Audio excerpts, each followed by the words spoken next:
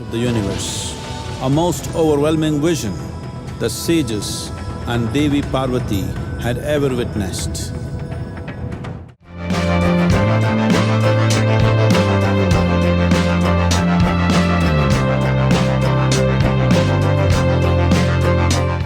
Hello guys, कैसे हैं आप सब? राधे राधे। आज है महाशिवरात्रि और हम जा रहे हैं मंदिर अभिषेक करने के लिए भगवान भोलेनाथ का।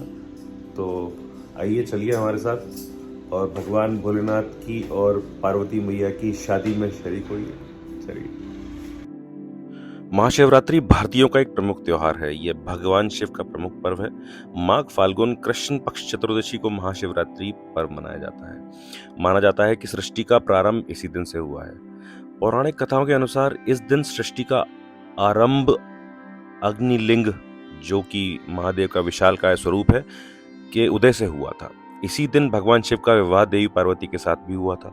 महाशिवरात्रि के दिन भगवान शिव व पत्नी पार्वती की पूजा होती है। यह पूजा व्रत रखने के दौरान की जाती है। साल में होने वाली 12 शिवरात्रियों में से महाशिवरात्रि को सबसे महत्वपूर्ण माना जाता है। इस दिन लोग व्रत रखते हैं। भारत सहित पूरी दुनिया में महाशिवरात्रि का पावन पर्व बहुत ही उत्साह के साथ मनाया जाता है। ओम नमः शिवाय, ओम नमः शिवाय, ओम नमः शिवाय, ओम नमः शिवाय।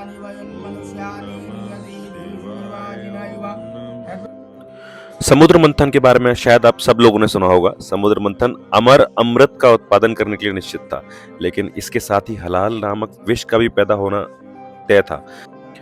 हलाहल विष में ब्रह्मांड को नष्ट करने की क्षमता थी और इसलिए उसे केवल भगवान शिव ही धारण कर सकते थे। तो भगवान शिव ने हलाहल नामक विष को अपने कंठ में रख लिया था। जहर इतना शक्तिशाली था कि भगवान शिव बहुत दर्द से पीड़ित हो उठे थे और उनका गला नीला हो गया था। इस कारण से भगवान शिव को नीलकंठ के नाम से भी जाना जाता है। उपचार के लिए चिकित्सकों ने देवताओं को भगवान शिव को रात भर जागते रहने की सलाह दी थी। इस प्रकार भगवान शिव के चिंतन में एक सार्थकता रखी गई। शिव का आनंद लेने के लिए, जागने के लिए देवताओं ने अलग अलग नृत्य और संगीत बजाए। जैसे सुबह हुई, उनकी भक्ति से प्रसन्न भगवान शिव ने उन सभी को वरदान दिया, आशीर्वाद दिया। शिवरात्रि इस घटना का भी उत्सव है। भगवान शिव ने इस विष से दुनिया को बचाया, इसलिए इसी दिन भक्त उपवास भी रखते हैं। हमने भी विधि विधान के हिसाब से भगवान शिव की पूजा अर्चना की, उनको भोग लगाया केलों का और मिठाई का, और जैसे जैसे पंडित जी ने हमें बताया, हमने उसी हिसाब से विधि विधान के साथ उनका पूजन संपन्न किया। कहते हैं भगवान भोलेनाथ के ज्योतिर्लिंगों के दर्शन करने से सारे पाप और संताप दूर हो जाते हैं।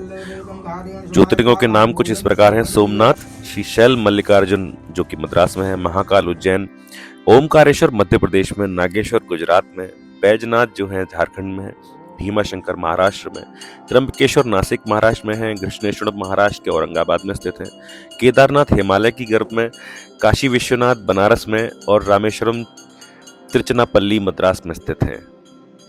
जो इन 12 ज्योतिर्लिंगों के दर्शन कर लेता है, मेरा मानना यह है कि वैसे ही वो पाप संताप से दूर हो जाता है और उसका जीने का नजरिया बिल्कुल बदल जाता है। ये भगवान भोलेनाथ की ताकत है।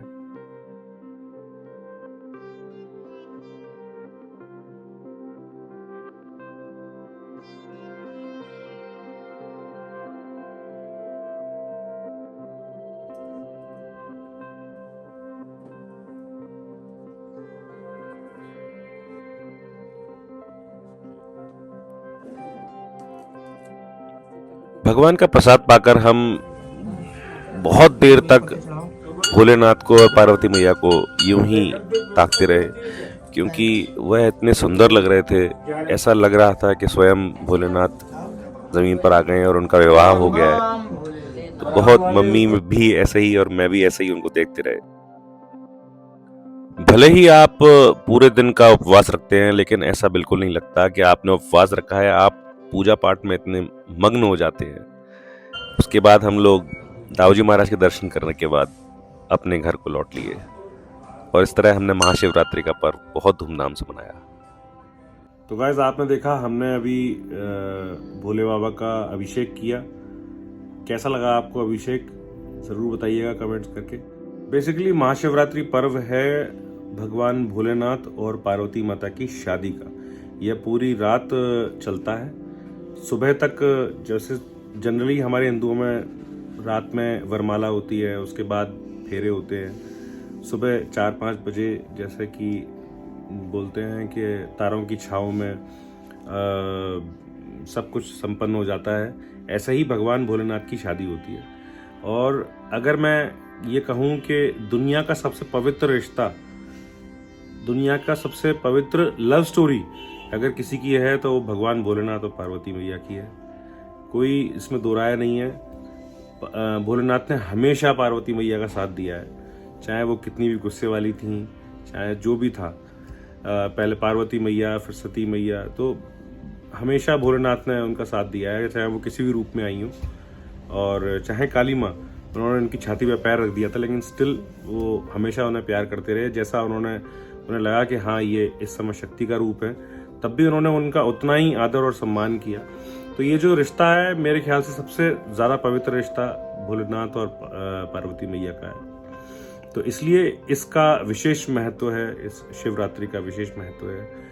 सभी लोग अपने अपने तरीके से इनको पूजते हैं। सभी लोग सुबह से शुरुआत करके और अगले दिन की सुबह तक इनको शिवलिंग पर जल चढ़ाते हैं। अपने अपने इच्छा अनुसार, अपने अपने सामर्थ्य अनुसार उनका पूजन करते हैं। दूध से, शहद से, बूरे से और जल से, गंगा जल से उनका अभिषेक होता है। उनके ऊपर धतूरा, भांग और नाना प्रकार की चीज़ों से उनको सजाया जाता है।